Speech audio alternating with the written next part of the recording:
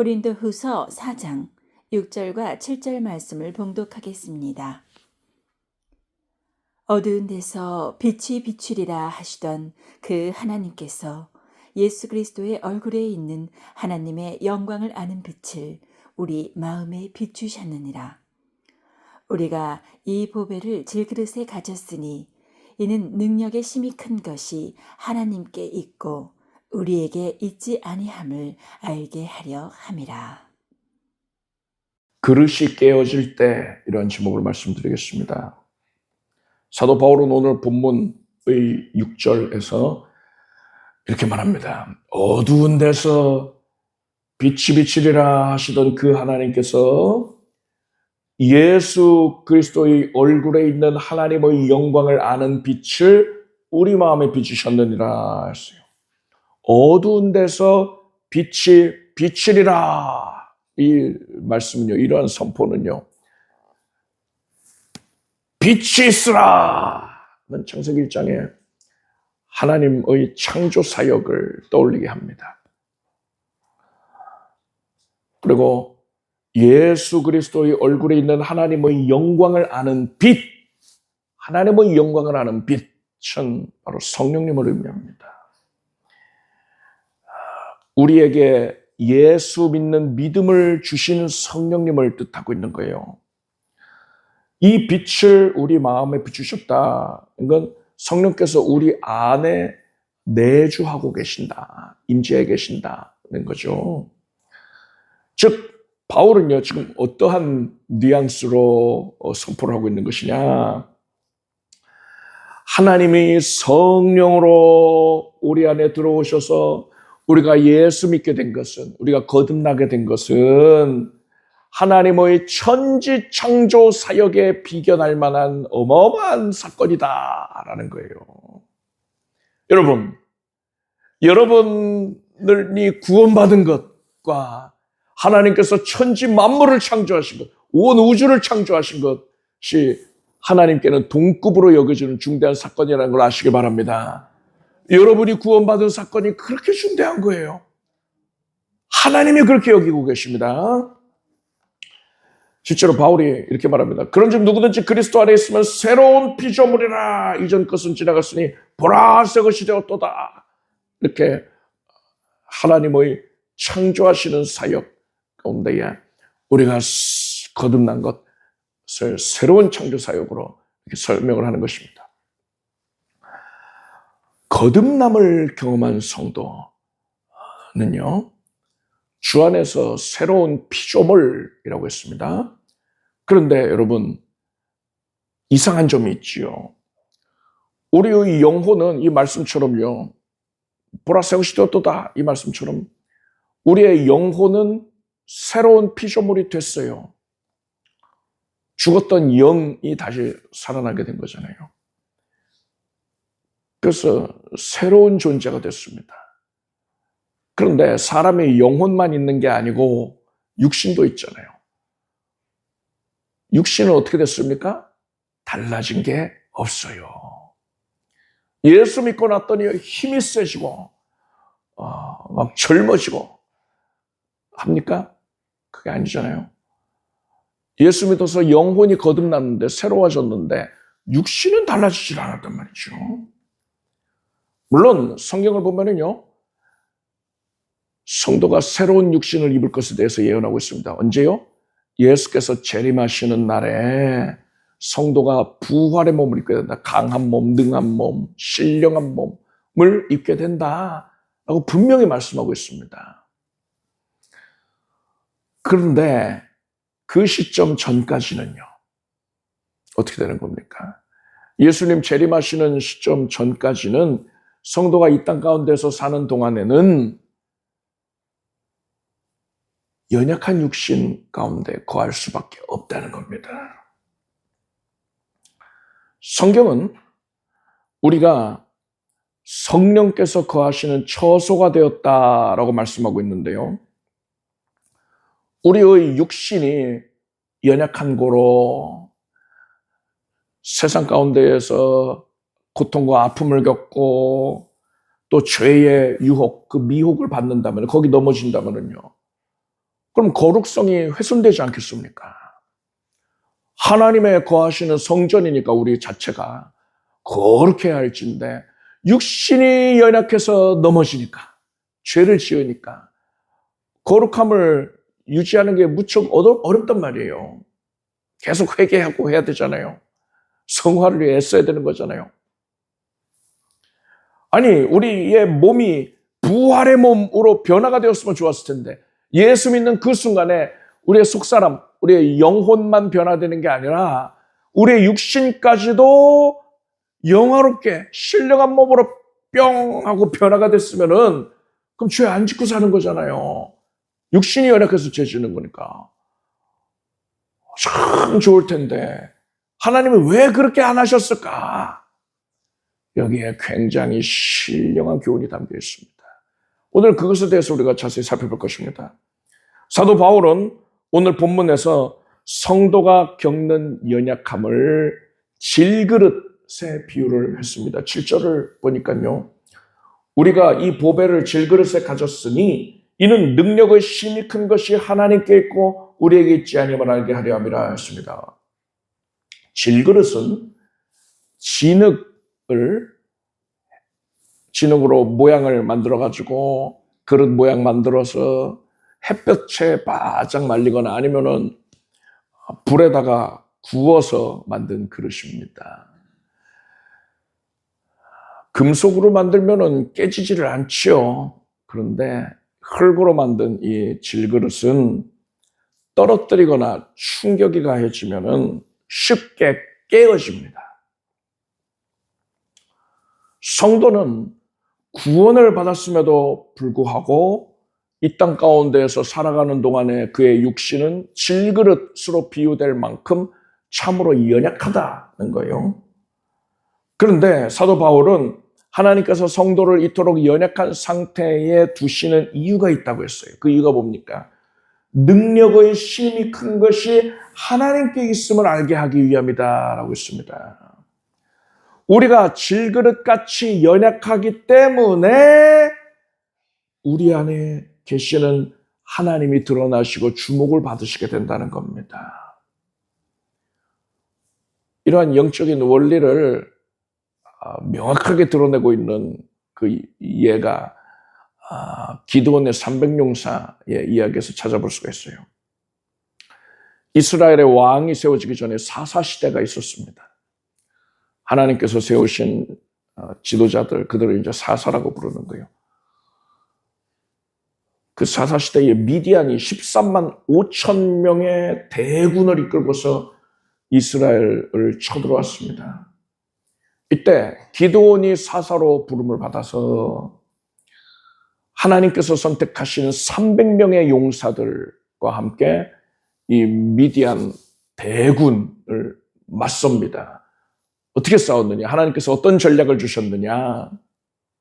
기드온은 먼저 이 300용사들에게 횃불을 들고서 그 횃불을 밝히는 겁니다. 불을 밝힌 그 횃불을 가지고서 그것을 항아리로 덮게 했어요. 그러니까 불빛이 밖으로 새어나오지 않게 한 거죠.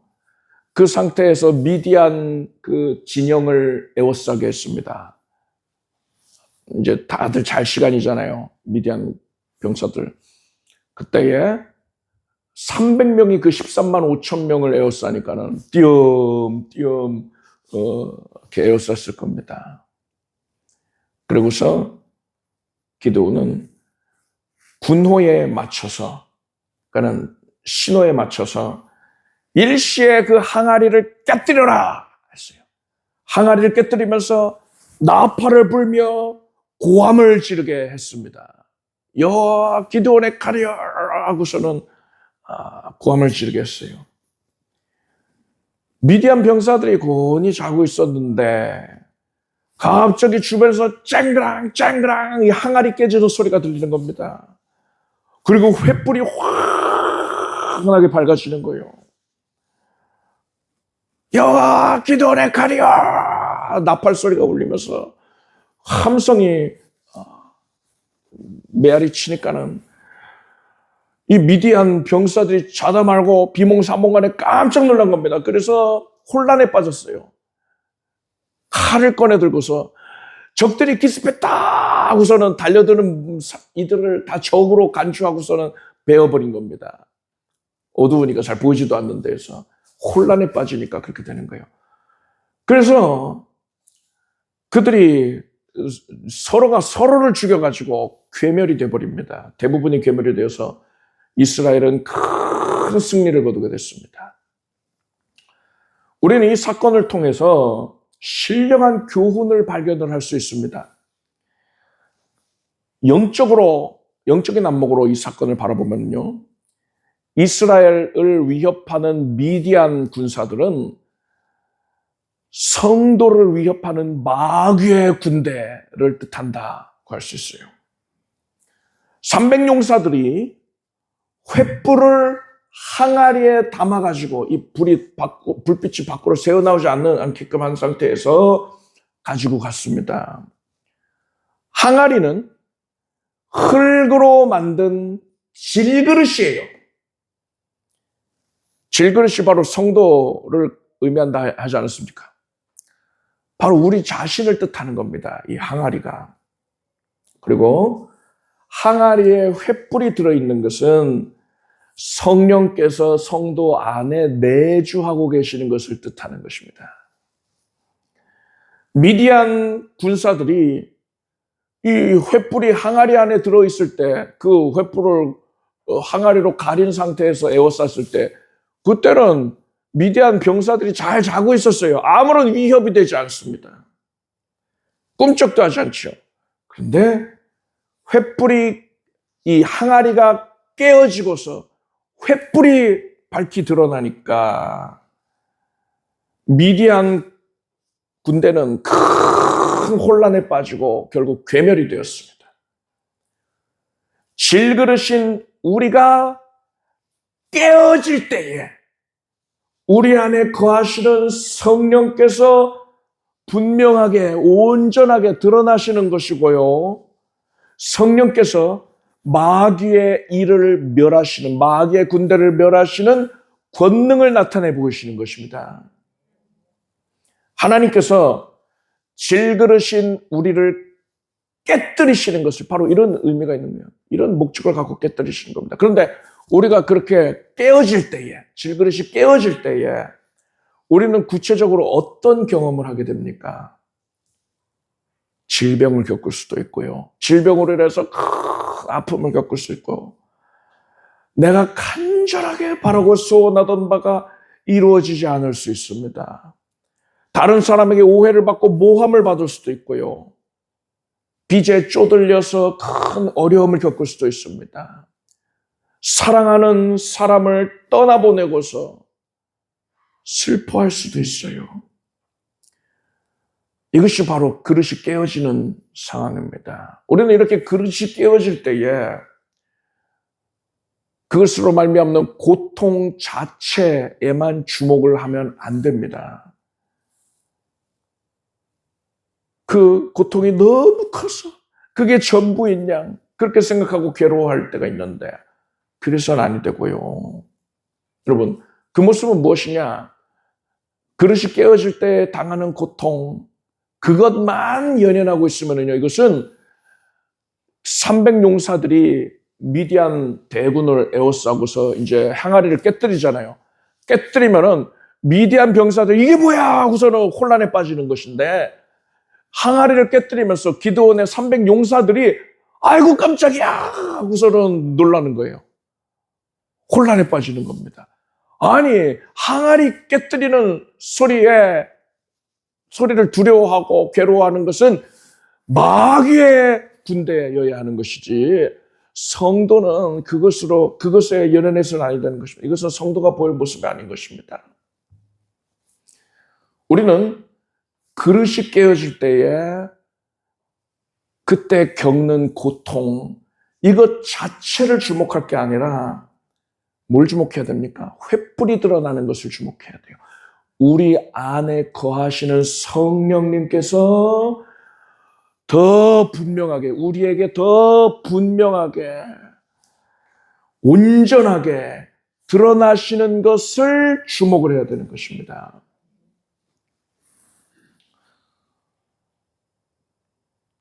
저희 아이가 굉장히 어렸을 때에, 그때 둘째 아이가 어렸을 때죠. 그때 셋째가 이제 막 태어났어요. 둘째가 5살쯤이었던 것 같은데, 그때 둘째가 독감이 걸렸습니다. 애기 엄마는 이제 셋째를 돌보고 신생아를 돌보느라고 독감 걸린 아이를 어떻게 직접 케어하기가 어려운 상황이고, 병원에서는 입원하십시오 하는데 아이를 뭐 봐줄 수 있는 그런 사람이 없으니까요.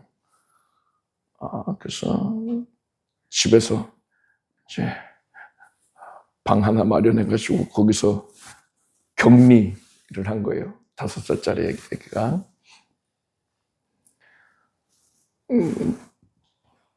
엄마랑 그렇게 떨어져 같은 집에 있긴 하지만 엄마를 제대로 뭐 보지도 못하고 하니까는 많이 힘들죠. 아이가 좋아하는 책을 넣어주고 뭐 장난감 넣어주고 하지만은 아이가 뭐 방 밖에 아예 나오지 못하니까 문 빼고 열고 밖에 내다보는데 너무 안쓰럽더란 말입니다. 그냥 문 앞에다가 이제 이렇게 밥 놔주면 이제 가져다 먹고 뭐 이런 수준인 거예요. 너무 어린 아기가 그렇게 고생을 하니까 안쓰러워서 제가 그때 당시에 독감 접종도 잘 맞았고 몸 상태도 좋고 하니까 내가 마스크 쓰고 들어가서 아기를 좀 돌봐줘야겠다 하고서는 그 방에 들어갔어요. 그래서 같이 놀아줬습니다. 혼자서만 적적하게 시간을 보내다가 아빠가 들어와서 놀아주니까 너무 좋아하는 거예요. 그래서 또 밥도 먹여주고 약도 먹이고 또 아이가 좋아하는 것대로 놀아주고 또 재우고 새벽 몇 시에 또 깨워서 약을 먹이라고 그러더라고요. 그래서 잠들어 있을 때 또 깨워서 약을 먹게 하고 그런 식으로 돌봤단 말입니다.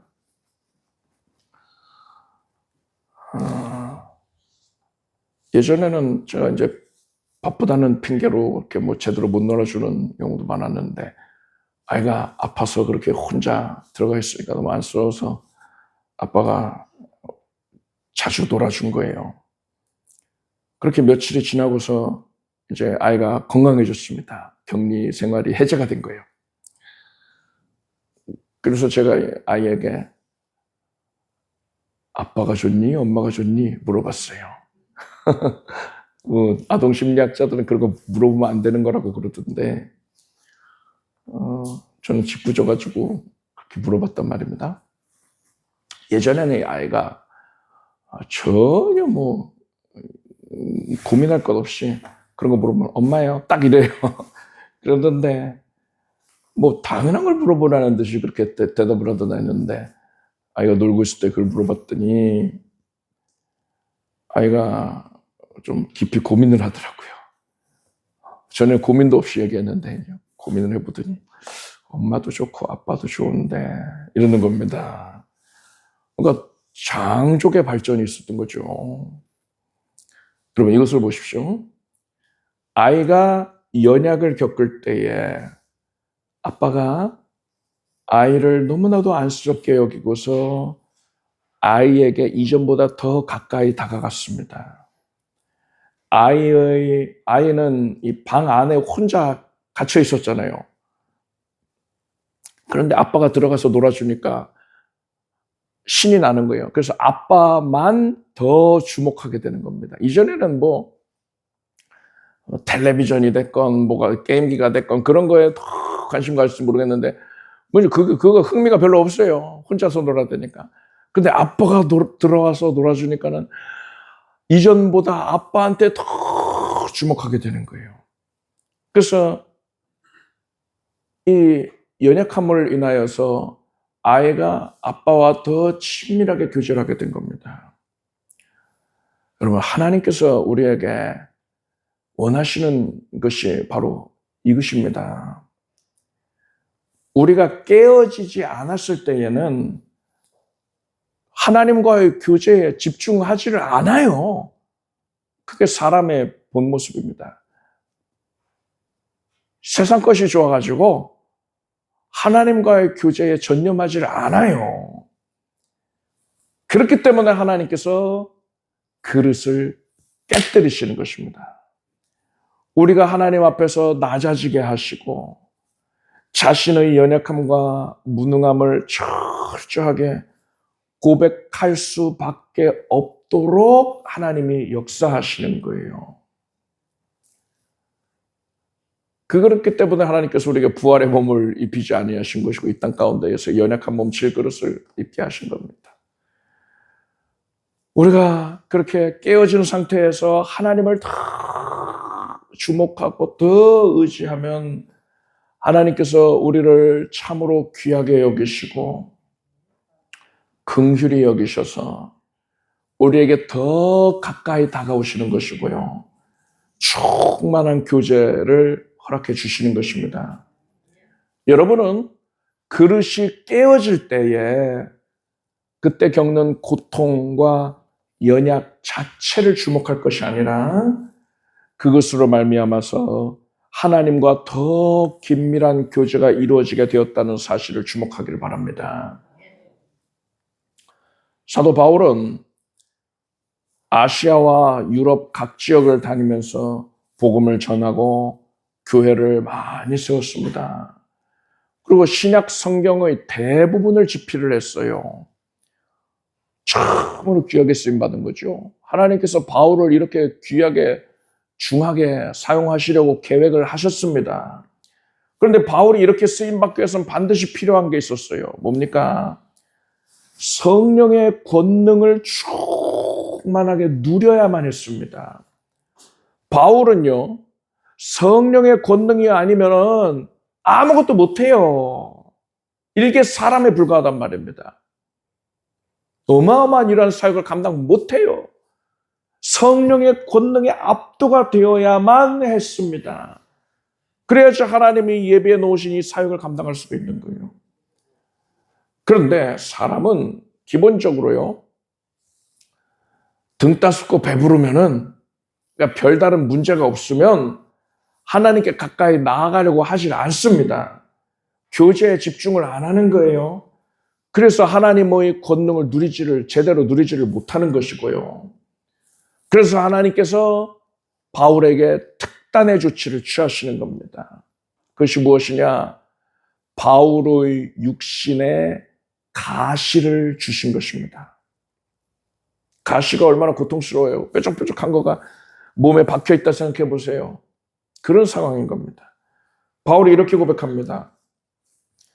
여러 계시를 받은 것이 지극히 크므로 너무 자고하지 않게 하시려고 내 육체에 가시 곧 사단의 사자를 주셨으니 이는 나를 쳐서 너무 자고하지 않게 하려 하심이니라. 이것이 내게서 떠나기 위하여 내가 3번 주께 간구하였더니 내게 이르시기를 내 은혜가 내게 족하도다. 이는 내 능력이 약한 데서 온전해짐이라 하신지라. 이러므로 도리어 크게 기뻐함으로 나의 여러 약한 것들에 대하여 자랑하리니 이는 그리스도의 능력으로 내게 머물게 하려 함이라 했습니다.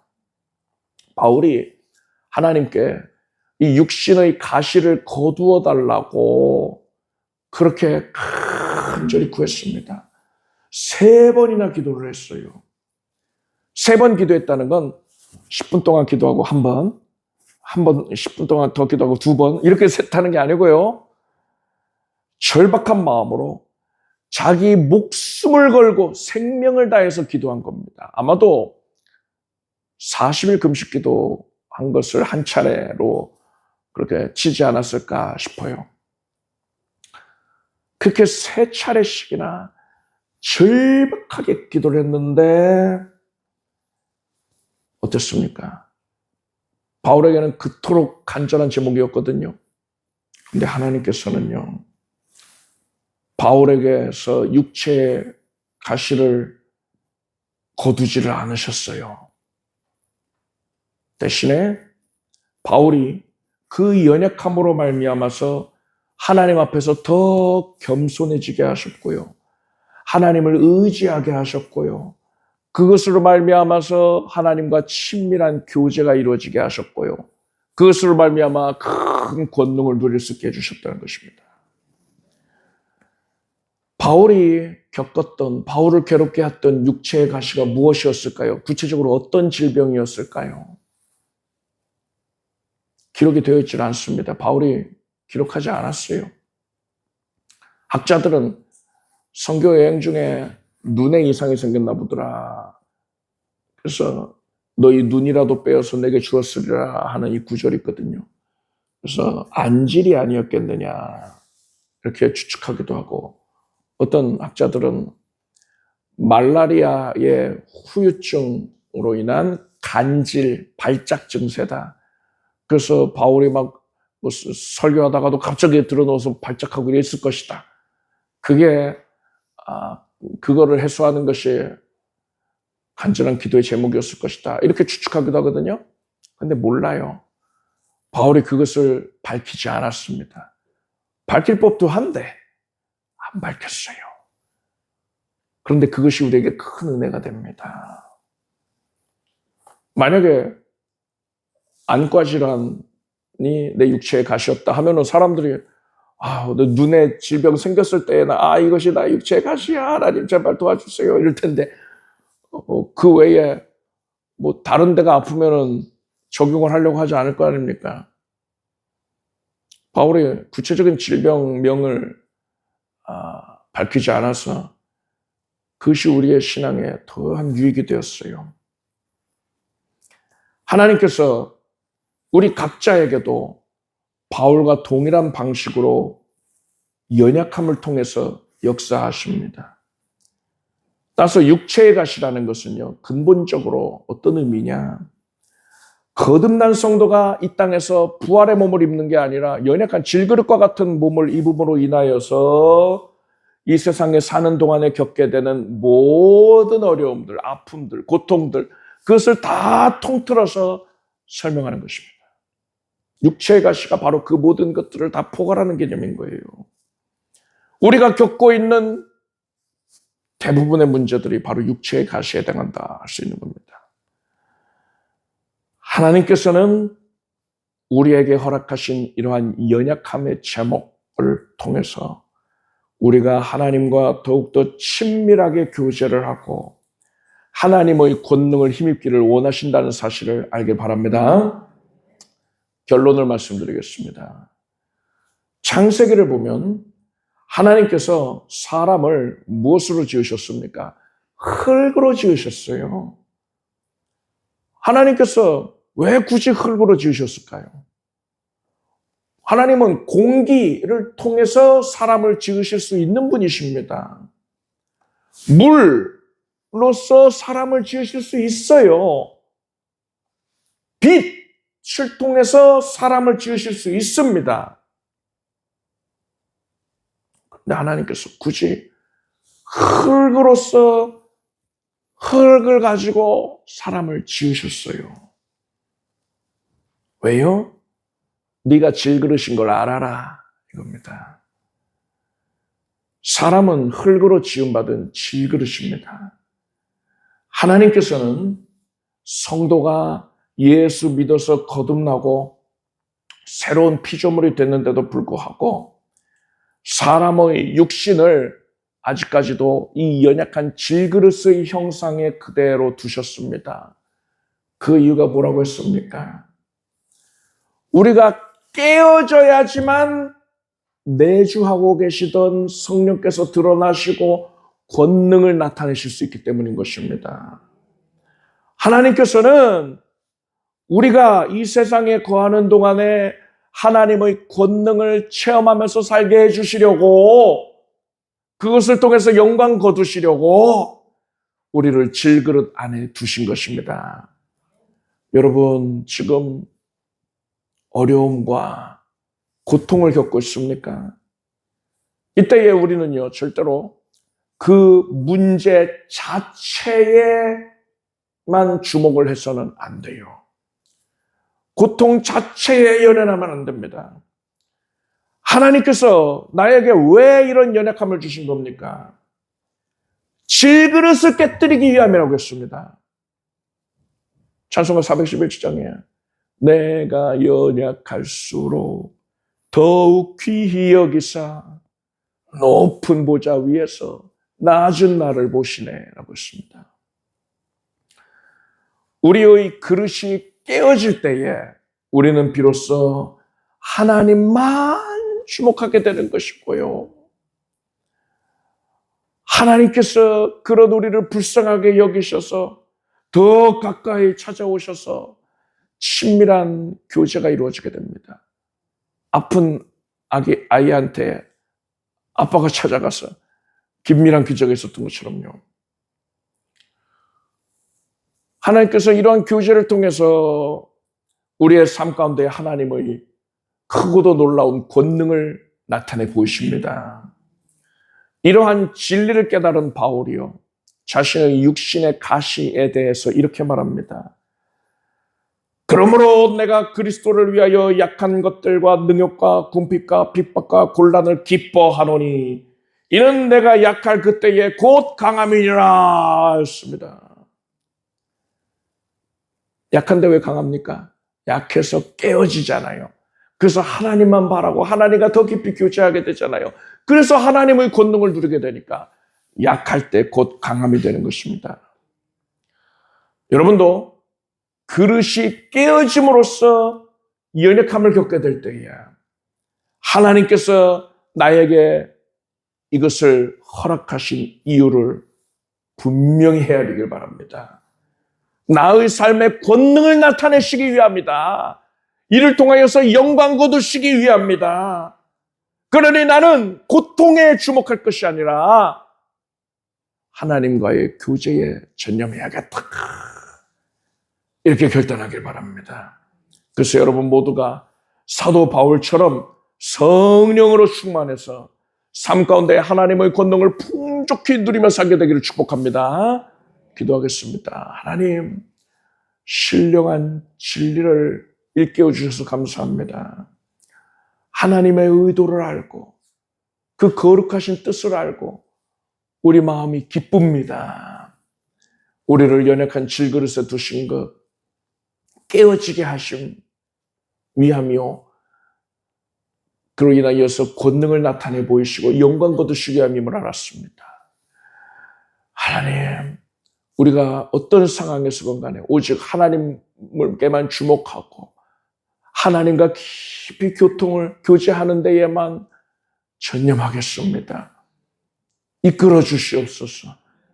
긴밀하고도 친밀한 깊이 있는 교제로 우리를 초청하시고 그 교제를 이루어 주시옵소서. 예수님의 이름으로 기도드립나이다. 모두 자리에서 일어나십시오.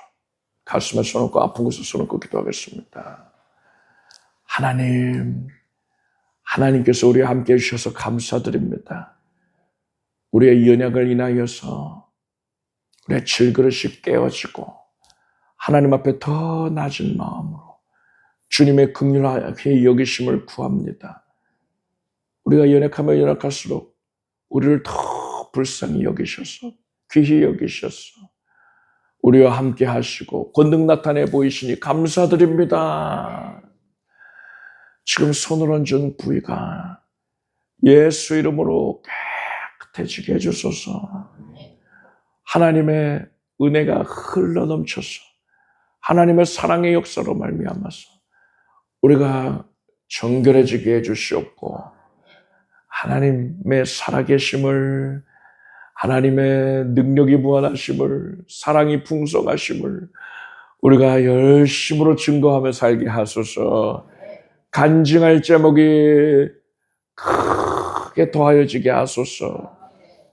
머리에서 발끝까지 정결케 하옵시고 모든 신경과 세포들이 정상이 되게 해주시옵고 염증이 사라지게 하시고 혹과 종양이 결석이 사라질 것이고 통증 사라지고 암세포가 사라지게 하소서. 하나님께서 우리에게 생명을 더하여 주시고 새 힘으로 충족해 주셨습니다. 예수 그리스도의 권능을 힘입었으니 기뻐하며 감사하며 영광 올리며 살겠습니다. 가정의 복을 주시옵고 온 가족들이 반드시 예수 그리스도의 복음을 영접하여 예수 그리스도와 동행하는 삶 살게 하여 주소서. 각 가정에 필요로 하고 있는 모든 제목들 하나님이 다 들으시고 그 탄식 어린 기도를 긍휼히 여기시고 권능을 나타내 보여주소서. 질그릇이 깨어진 이들이 하나님의 각별한 교통하심과 권능 나타내 보이심의 은혜를 누리게 하시옵소서. 신령한 은총으로 가득 채워질 것이며 기름진 것들로 충족하게 될지어다. 예수님의 이름으로 기도드립니다. 믿음 대로 될지어다. 하나님께 박수 올리겠습니다. 자리에 앉으십시오. 준비하신 예물을 정성된 마음으로 하나님께 드리겠습니다. 드리신 예물 위에 축복 기도하겠습니다. 하나님을 간절하게 사랑하는 마음으로 주님을 의뢰하는 심령으로 예배하고 헌신하였습니다.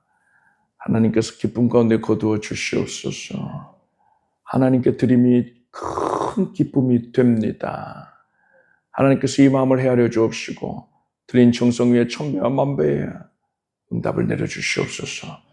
예수님의 이름으로 기도드립니다. 교회 소식을 말씀드리겠습니다. 곧 있으면 설 명절인데요. 설 명절 때 여러분 가정에서 가족분들과 가정 예배를 들으실 수 있도록 가정 예배 순서지를 만들었습니다. 여러분들 가족분들과 모여서 할 수 있는 가장 의미 있고 가치 있고 복된 것이 무엇입니까? 예배 드리는 것입니다. 여러분 이번 명절 때 가정 예배 드리면은 성공입니다. 그래서 여러분들이 주도하에 이렇게 예배를 드리십시오. 우리 주 예수 그리스도의 무한하신 은혜와 하나님 아버지의 사랑과 성령님의 교통하심이 복된 꼭 거룩한 주일 예배에 함께한 사랑하는 성도들 위해 영원토록 함께 하시기를 축원합니다.